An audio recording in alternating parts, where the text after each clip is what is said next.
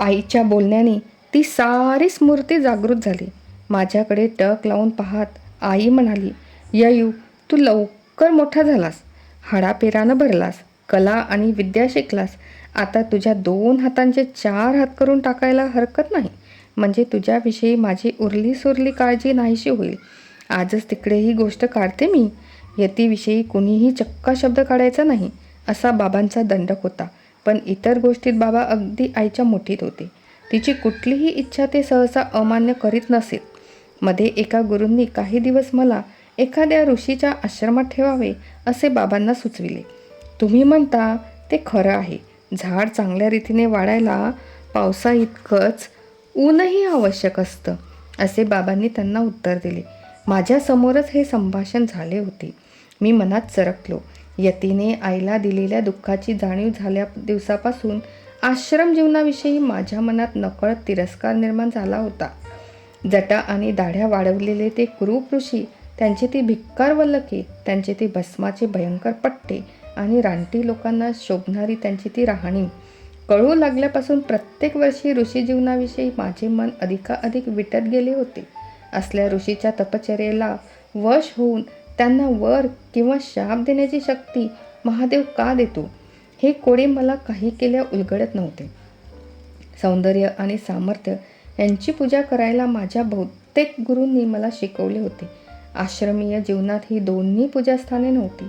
देहदंड हा तिथला 5वा वेद, कंदमुळे ही तिथली पंचपक्वाने, मंत्रघोष हा तिथल्या वीरगर्जना, भाजीपाला चिरणे ही तिथली मृगयेची कल्पना, झोपडी हा तिथला महाल, इथल्या दासी अप्सरा ठराव्यात असे तिथल्या स्त्रियांचे रूप, हे सारे मनात येऊन आपल्याला आश्रमात राहायला जावे लागणार या कल्पनेने त्या दिवशी मी फार अस्वस्थ झालो.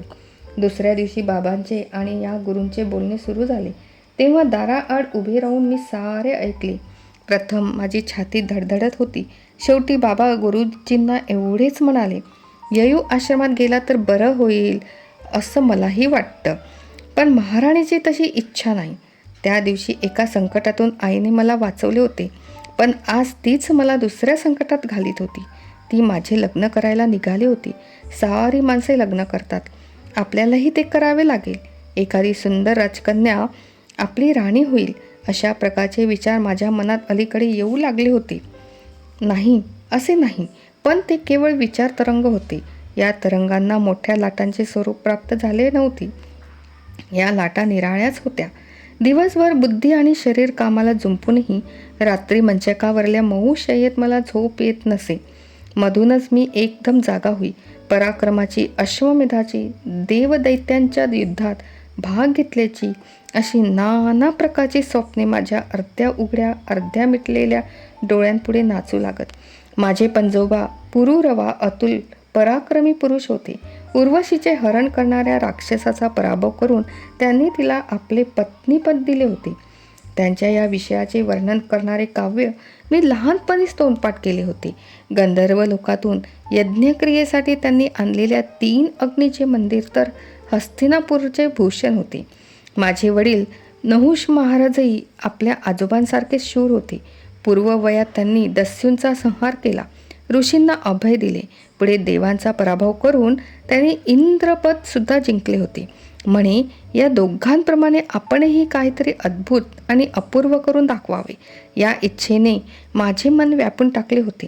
आणि आई तर माझे लग्न करायला निघाली होती. तिची ही लगीनघाई मला मुळीच मान्य नव्हती. मी तिला हसत हसत म्हटले, आई, तुला माझ्या लग्नाची घाई झाली गे? आई, तुला माझ्या लग्नाची घाई का ग झाली सांगू? सून मूग पाहण्यासाठी अधीर झाले मी.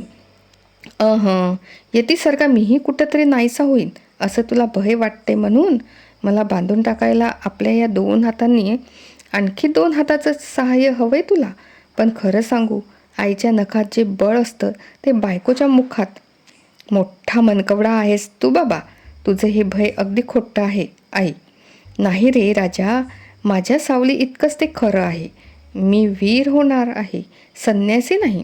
पण नाही नि बिन नाही.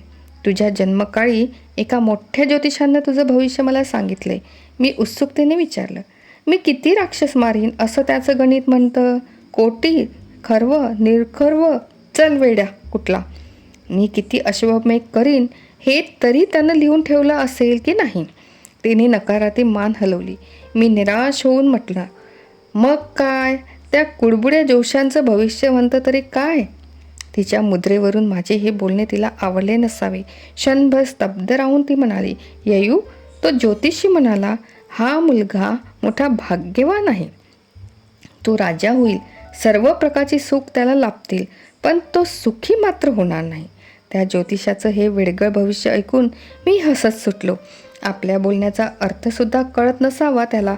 सर्व प्रकारची सुखे मिळूनही जो सुखी होणार नाही तो स्वतः वेडा असला पाहिजे. शेवटी मी आईला म्हणालो, आई, पुढे एक सोडून शेकडो बायका करेन मी हवं तर, पण आज मला तहान लागली आहे. ती प्रेमाची नाही, ती पराक्रमाची आहे. मला रंगमहालात लोळत राहण्याची इच्छा नाही. रणांगणावर झुंजायची हौस आहे. देवांचं आणि राक्षसांचं युद्ध पुन्हा सुरू होणार आहे म्हणतात. त्या युद्धात मला जाऊ दे. हवं तर बाबा अश्वमेध करू देत. मी अश्वमेधाच्या घोड्यावर साऱ्या आर्यावर्तात फिरेन. शेकडो वीरांचा पराभव करून परत येईन. मग मी लग्नाचा विचार करेन. वीर पुरुष म्हणून जग गाजविण्याच्या इच्छेने माझ्या शरीराचा आणि मनाचा कण धुंद करून टाकला आहे. हे आईच्या लक्षात आले असावे. तिने बाबांकडे माझ्या लग्नाची गोष्ट काढली नाही.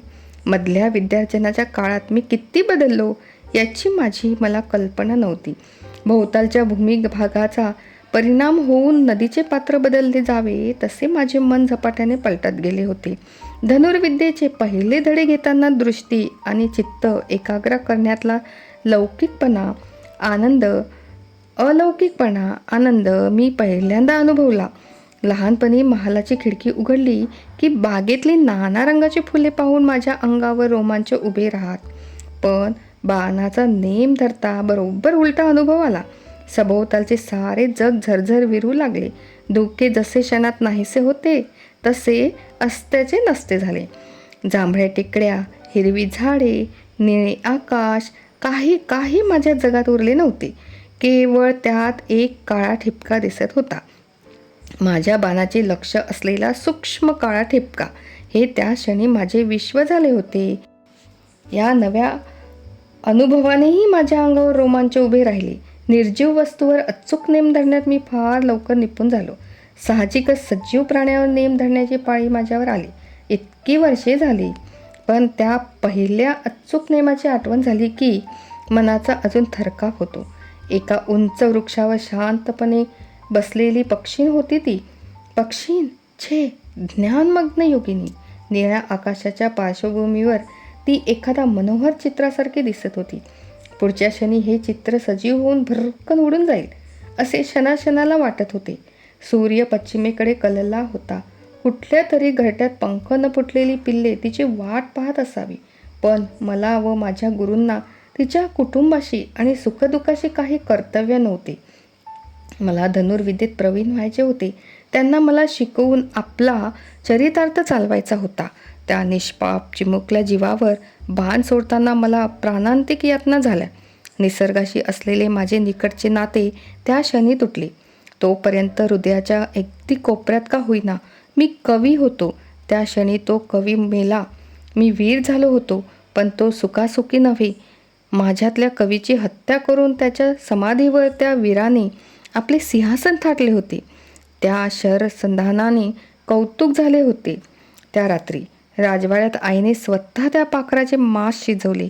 मोठे रुचकर करून तिने ते बाबांनी मला वाढले. स्वतःही खाल्ले.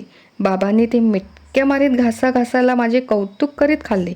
मला मात्र प्रत्येक घास गिळताना कोण कष्ट पडले. रात्री झोपेत 2-4दा मी जागा झालो. जिवारी बाण लागून ती पक्षीण आक्रोश करीत आहे असा मला एकदा भास झाला. पुन्हा जागा झालो तेव्हा तिच्या पिल्लांचा चिवचिवाट ऐकू आला.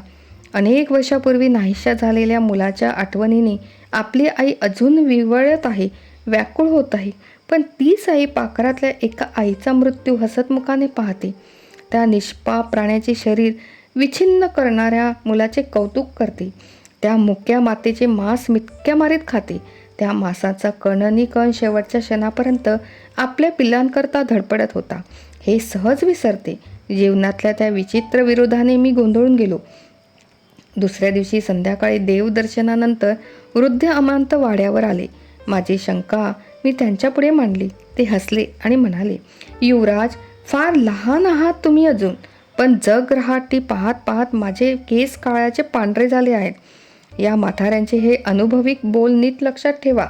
जग माणसाच्या मनातल्या दयेवर चालत नाही, ते त्याच्या मनगटातल्या बळावर चालतं. माणूस केवळ प्रेमावर जगू शकत नाही, तो इतरांचा पराभव करून जगतो. मनुष्य या जगात जी धडपड करतो ती भोगासाठी. त्यागाची पुराण देवळात ठीक असतात, पण जीवन हे देवालय नाही, हे रणांगण नाही. त्या दिवशी अमात्यांनी अनेक वैदिक कथा मला सांगितल्या. पशुपक्ष्यांच्या मजेदार गोष्टी ऐकवल्या. त्या सर्वांचे सार एकच होते. जग शक्तीवर चालते, स्पर्धेवर जगते, भोगासाठी धडपडते. त्या दिवसापासून मी शक्तीचा उपासक झालो. क्रौर्य आणि शौर्य ही जुळे भावंडे आहेत असे मानू लागलो. बाळपणी राजवाड्यात बागडणाऱ्या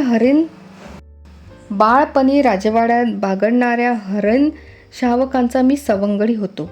आता अरण्यातल्या प्रत्येक हरणाचा मी शत्रू बनलो. मृगाच्या चपळपणाचे लहानपणी मला कौतुक वाटे. आता त्याच्या गतीचा राग येऊ लागला मला. 5 वर्षाचा असताना आईच्या महालातल्या दारावर मी उडी मारणाऱ्या हरणाचे वेडेवाकडे चित्र काढले होते. विचित्र रंगांनी ते रंगवले होते. आता ते चित्र मी त्याच्याच रक्ताने रंगवू लागलो. एकदा आईच्या आवडत्या हरणाच्या पाठीला कसली तरी जखम झाली होती. त्या जखमेवर माशी बसली की ती अतिशय अस्वस्थ होई. बाबांचा आवडता मोर पिसांचा पंखा घेऊन मी घटका त्या हरणाला वारा घालीत बसे. आता माझ्या हरणाच्या अंगाशी संबंध येई. तो मी मारलेल्या हरणाची कातडी कमावून ती सेवक मला दाखवण्याकरता घेऊन येत.